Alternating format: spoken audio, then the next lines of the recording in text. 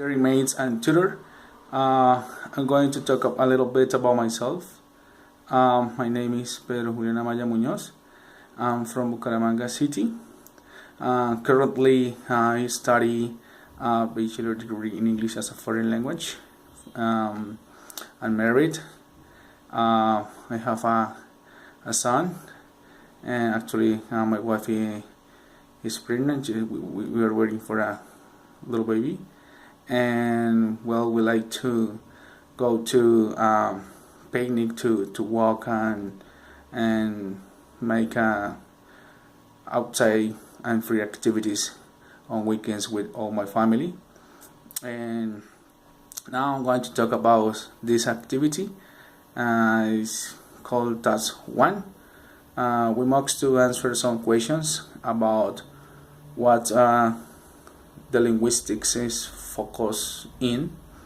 So the first question is, how do we compare the question from Wallach's cave at the beginning of the chapter with the purpose of the linguistics? Well, I think that linguistics, as the author says or indicates, is a study of examines the dimensions of the language. There are several theoretical perspectives since the language is multifaceted, and that is through our brain and speech organs we communicate in a clearly and current way. And its novel approach introduced systemic functional linguistic text and discourse analysis. Formal approaches to linguistics, it demonstrates applications of these approaches to reveal how we use language in society, how our brains process the language, and how we learn the language. Question 2. What do you think some people approach the study of linguistics with apprehensiveness? Is this your case? Explain. I believe that people feel free to learn a new language. This could open the new doors of success in the future and have opportunities for personal growth. Therefore, anyone who wants to learn a language has to be involved in the language of the language that is learning, and if it's for some motivation, interest, or simply because it wants to make a dream come true. In my case, I like to study the mystery of linguistics, knowing that it's something complex to understand, but with motivation and continuous search is research such as mastering and facilitating languages learning at the World Sociolinguistic Contest. Question 3. Is the linguistic about correctness in languages use? Explain. Not exactly. I think first that linguistic is more to respect step-by-step grammatical structuring and the time of producing and putting into the practice our skills and communicative skills in real areas. So as we know, grammar is a branch of linguistics that studies the form and the structure of the words. That is called morphology, and the way in which the units of sentence structure are combined in sentence syntax. The grammar of the language may also include a full description of the form of a meaning of the sentences. For example, the sound of a sound's patterns, unit of the meaning, as well as the rules which combine the words to make new sentences. Every language has its grammar, and to understand the nature of language, we must understand the nature of this internalized set of rules in order to speak a language correctly. Human beings have to have knowledge of the grammar of that particular language at their disposal. Grammar represents our linguistic competence, and it is knowledge of grammar that allows human beings to communicate through language. The next question is, what are the names of the greatest contributors to linguistics field? How would you label each of them? For example, Ferdinand De Saussure, the father of modern linguistics. Well, in this answer, I name some of them. At least there are 10. Number one is Noam Chomsky. Revolutionized the philosophy of language as well as the formal method used to describe linguistic structure. Ferdinand de Saussure was the first linguist to distinguish between synchronic and diachronic analysis of the language. There are another is called Roman Jakobson, developed many of the Saussure's ideas about the synchronic linguistics, including introducing the distinction between phonetic and phonological representation of the language.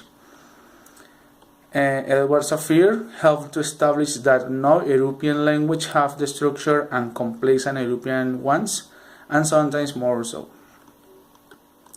Leonardo Bonfield made major contributions to the study of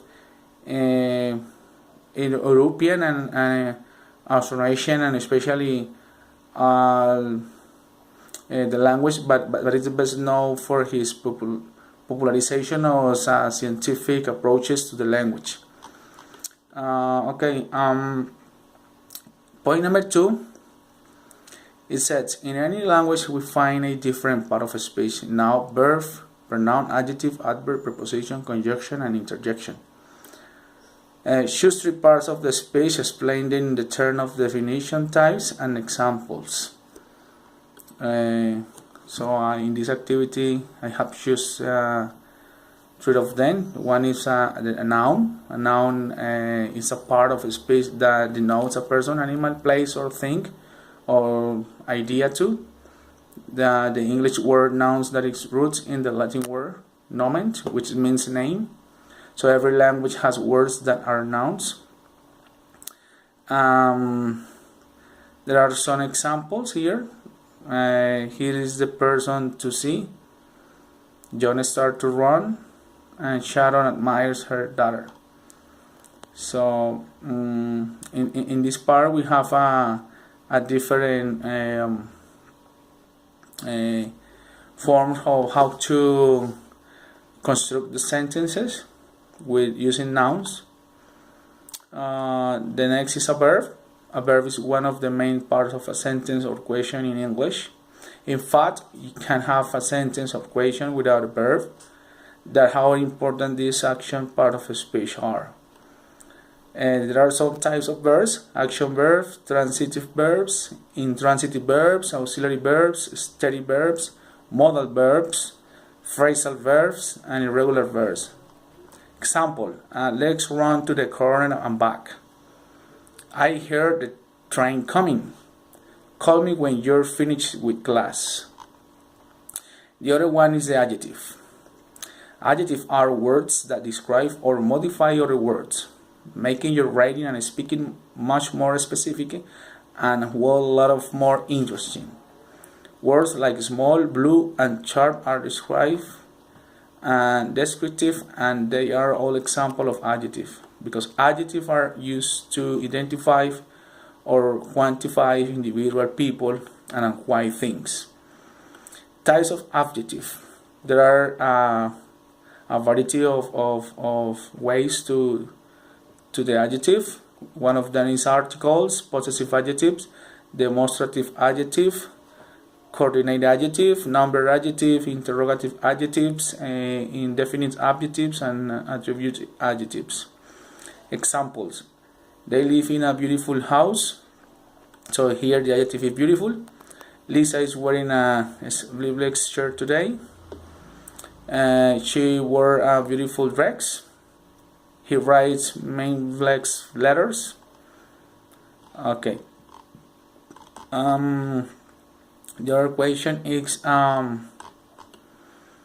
propose to complete sentences by your own and identify as many parts of a speech as possible. My first sentence is gold is the most expensive metal over the world. So in this sentence We see that goal, it's a noun. X is the auxiliary verb. The most is well, the article and an adverb. Expensive, an adjective. Metal is a noun. Over, the preposition, and the word is a noun. The second sentence is Dad always worked hard so we could afford things we want. That is a pronoun. Always is an adverb. Hard is an adjective. So is conjunction. We is the pronoun. Could is the verb. Afford is the transitive verb. Things, noun. We the pronoun. And want, transitive verb. Okay, classmates, this is all my activity. We hope that we can share our knowledge and making a better job day by day. So have a nice night and see you sooner. Bye.